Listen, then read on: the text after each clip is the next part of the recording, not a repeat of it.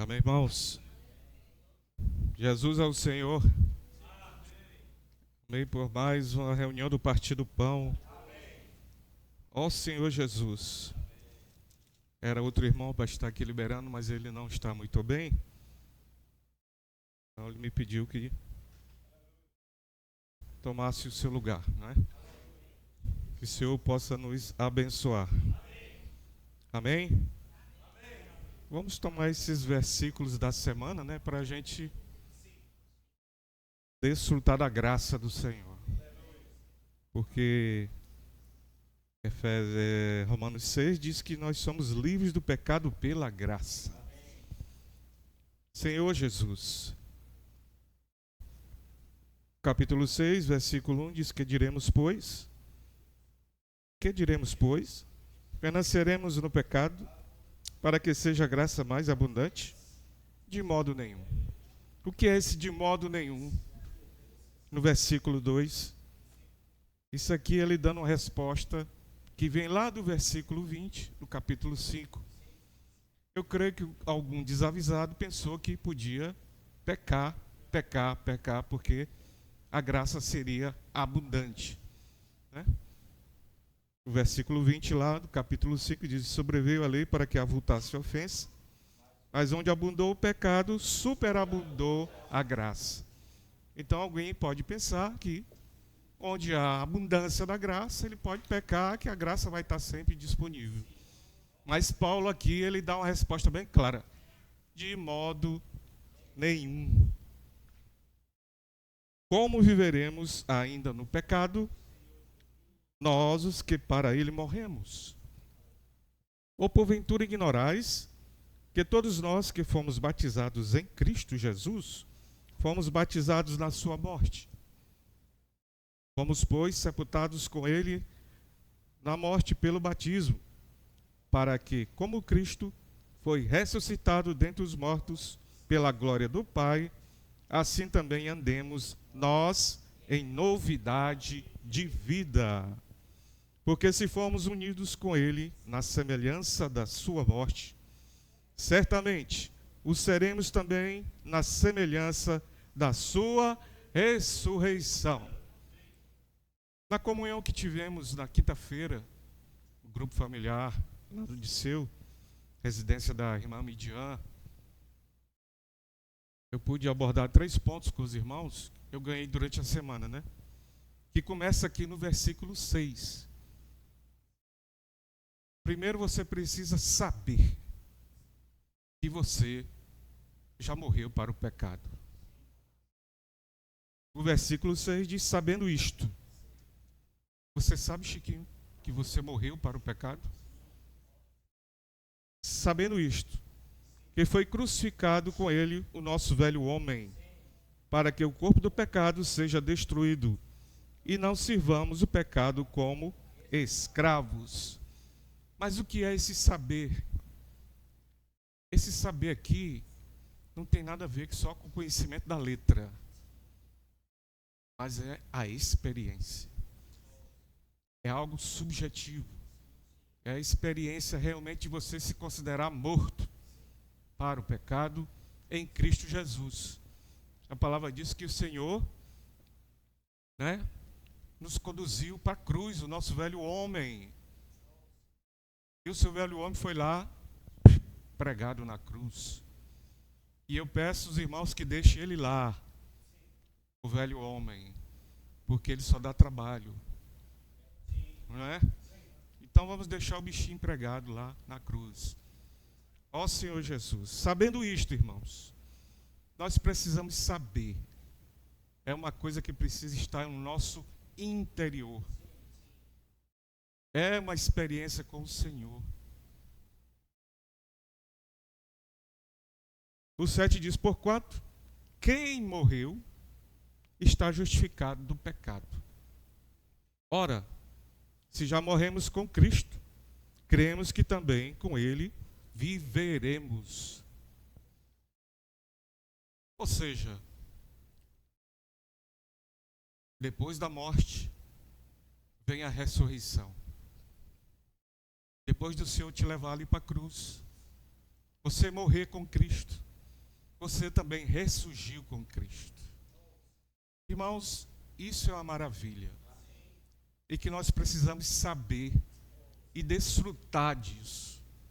Desfrutar com total realidade. Isso aqui é uma mesa daqueles que foram ressuscitados. Morreram com Cristo e foram ressuscitados com Cristo. Amém? Senhor Jesus. O 9 vem de novo. Sabedores de quê? Mais uma vez saber. Havendo Cristo ressuscitado dentre os mortos, já não morre. A morte já não tem domínio sobre ele. Aqui está o que o Senhor passou para nós. O Senhor nos deu uma arma para que o pecado não tenha mais domínio sobre nós. Que é o quê? Alguém pode dizer? A sua graça. É a graça do Senhor. É a graça que nos qualifica para que o pecado não tenha mais domínio sobre nós. Porque o nosso corpo, ele é corpo de pecado. Mas a graça do Senhor impede que o pecado tenha domínio sobre nós. O grande erro qual é? Tentar vencer o pecado por nós mesmos. Sabe quando vai conseguir? Nunca. E às vezes Satanás ele dá até uma maisinha. Vai. Continua pensando assim. Que tu está vencendo. Daqui a pouco ele vem. É? Então, irmãos, isso é algo que precisa ser conhecido. Nós precisamos saber que nós morremos para o pecado. Existe um Agostinho de Hipona, você já ouviu falar? É o famoso Santo Agostinho.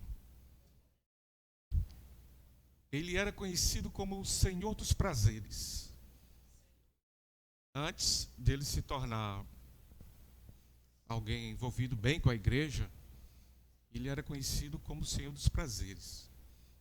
Como Elias costuma falar, totalmente da bagaceira do mundo, né? E certo dia ele andando pelas ruas, uma das mulheres que ele teve em movimento, ouviu de longe e começou a gritar o nome dele. Agostinho, Agostinho. Ele ouviu, né? Mas ele apressou o passo. E ela apressou o passo atrás dele. Agostinho, Agostinho. Ele se virou, isso conta os teólogos, viu? Sim, sou Agostinho, mas não sou mais Agostinho. E saiu. A nossa realidade tem que ser essa. O velho Jorge foi morto na cruz. Não é mais o velho Jorge. A palavra diz que aquele que está em Cristo, nova criatura é. 2 Coríntios 5:20, né? Então a experiência tem que ser essa. O que ficou para trás, ficou para trás. Foi para a cruz. Então ele disse isso para a mulher: sou Agostinho, mas eu não sou mais o Agostinho. Dizendo para ela que aquele Agostinho já era. Já tinha sido destruído. Amém? O versículo 10 diz: pois, quanto a ter morrido, de uma vez para sempre morreu para o pecado. Mas quanto a viver, vive para Deus. Olha só, irmãos. Essa vida que nós recebemos, ela conduz para isso. Para que você viva para Deus. Né? Assim também o 11, também vós, aí vem a outra palavra. Você precisa saber. Nesse 11 diz, assim também vós, considerai-vos mortos para o pecado, mas vivos para Deus em Cristo Jesus. Você se considera morto para o pecado? Ou não? Essa é uma pergunta que nós devemos fazer para nós mesmos. Mas a palavra garante que você está morto para o pecado. Você tem que se apegar à palavra, à fé. que você está morto para o pecado. Pela fé. Pela fé em quem? Em Cristo Jesus. No tempo que a loteria ela fazia mais sucesso do que qualquer outra coisa, né? A loteria eram 13 jogos, leve nisso. 13 jogos, o camaradinho ali acertava os 13 jogos, ganhava uma boa. Aí o camarada faltava só um. E o bichinho era pobrezinho. Ele acertou os 13 pontos. E numa reportagem, o repórter perguntou para ele: como é que você está se sentindo? Como é que você está se considerando? Eu estou me considerando rico.